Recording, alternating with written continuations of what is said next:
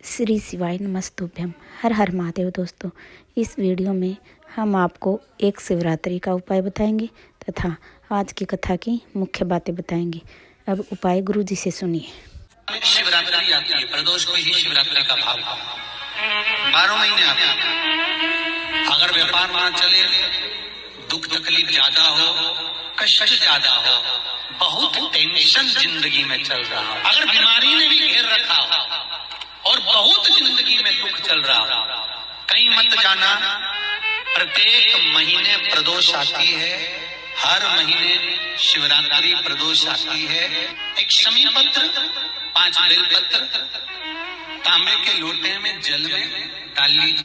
7 तने अक्षत के आखे अक्षत के डाल लीजिए। प्रदोष काल में भगवान शंकर के मंदिर जाकर पाँव में चप्पल पहनकर ना जाइए।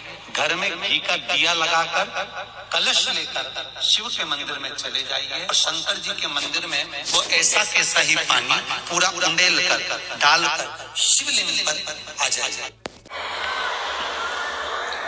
वो बमोल के वृक्ष को भी कीमत वाला बना देता है।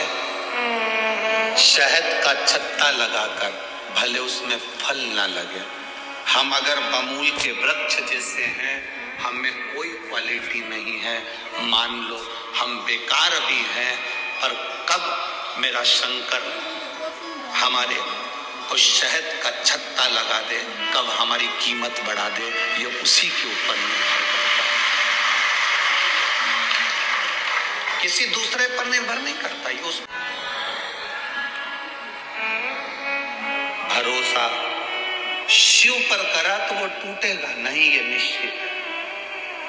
हमने आपको एक बार पहले भी कहा कि भरोसा हर किसी पर मत करना।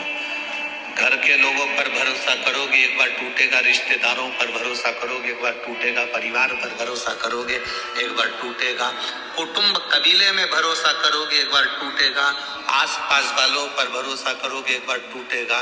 पर मेरे शंभू पर किया गया भरोसा कभी जिंदगी में नहीं टूटा। वो नहीं टूट सकता, वो टूटेगा ही नहीं। बोल बम का नारा है, जम के बोलो जरा। बोल बम का नारा है, बाबा एक साथ। ये भरोसे का शब्द है, मतलब हम बाबा के सहारे जी रहे हैं, हम बाबा के भरोसे जी रहे हैं।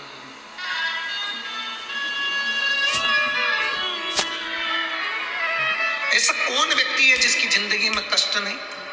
ऐसा कौन व्यक्ति है जिसको कभी निंदा नहीं मिली? ऐसा कौन व्यक्ति है जिसके ऊपर कभी उंगली नहीं उठाई गई?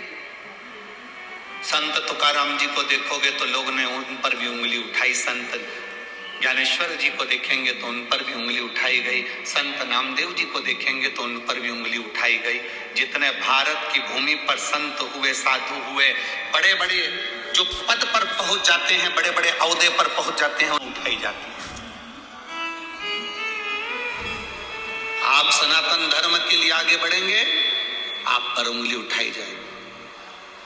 कोई बड़े पद पर बैठकर कोई मंत्री, कोई संतरी, कोई कलंतरी, कोई आमदार, कोई खासदार, कोई महापौर, कोई नगर पालिका का अध्यक्ष हो, महापौर हो, अगर वो कोई शब्द कह दे कि सारी समस्या का हल एक लोटा जल है, या भगवान की भक्ति करो, या सनातन धर्म की बात कह दे, तो बहुत सारे लोग ऐसे हो जाते हैं जो उनके कमेंट्स करना चालू कर देते हैं, उनके पांव खींचना चालू कर देते हैं। तुम क्या इस बात को पक्ष लेते हो? क्या तुम इस बात को जानते हो? तुम तो उनका पक्ष ले रहे हो, तुम तो ऐसा कर रहे हो। एक बात अपनी जिंदगी में याद रखना, झूठी पत्तल का भोजन कर लेना, भूखे मर जाना, पर अपने सनातन धर्म को छोड़कर दूसरे धर्म में मत जाना।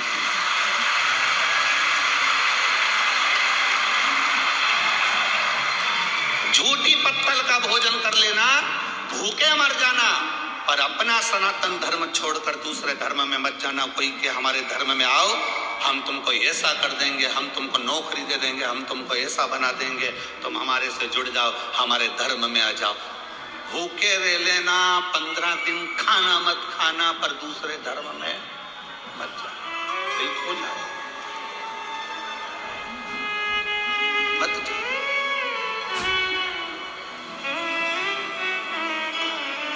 बड़ी मुश्किल से हमारा जन्म भारत की भूमि पर पर होता है, बड़ी मुश्किल से ये मनुष्य का शरीर मिलता है और बड़ी मुश्किल से शंकर को चढ़ाने के लिए एक लोटा जल मिलता है। इसको छोड़कर कैसे जाए? कैसे अपने धर्म को छोड़कर हम दूसरा धर्म कैसे?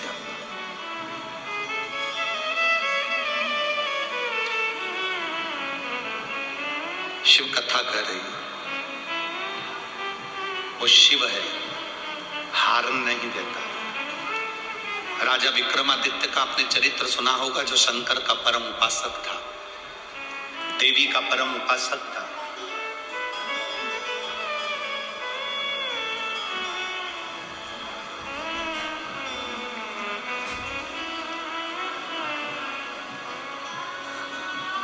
भारत की भूमि का पहला राजा था जिसकी मित्रता देवताओं से थी, राजा विक्रमादित्य। पूरे ब्रह्मांड का, पूरे भारत की भूमि का पहला राजा था जिसके संबंध देवताओं से थे। उसके संबंध देवताओं से क्यों थे? किस लिए? क्योंकि राजा विक्रमादित्य प्रतिदिन शिव जी की आराधना करता था और माता रानी की आराधना करता था। पार्वती जी की भी आराधना कर रहा और शिव की भी आराधना। जो शिव और शक्ति इन दोनों की आराधना में लग जाता है, उसके संबंध, उसके रिश्तेदार, उसके नातेदार स्वयं देवता खुद बनने के लिए आते हैं और उसको अपना रिश्तेदार बना लेते हैं।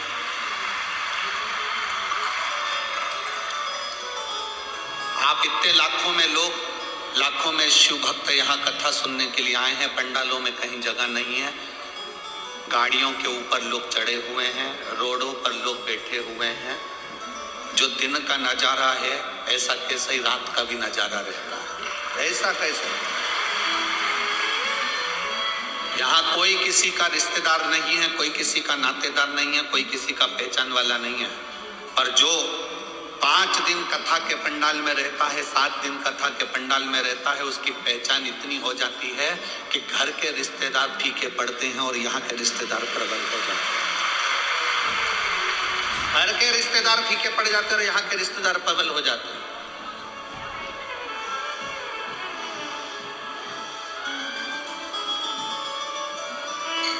मैं जलगांव के ढोल वालों को,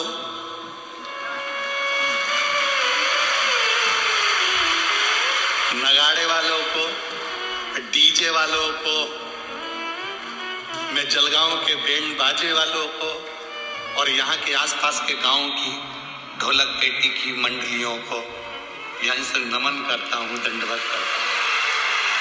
नमन। क्या दुनिया में किसी की शादी होगी, ऐसा उत्सव रात्रि को देखने को मिलता है जब चारों तरफ डीजे और ढोल और बैंड और भजन और श्री शिवाय नमस्तुभ्यम लोग नाच रहे, गा रहे, आनंद कर रहे, एंजॉय कर रहे।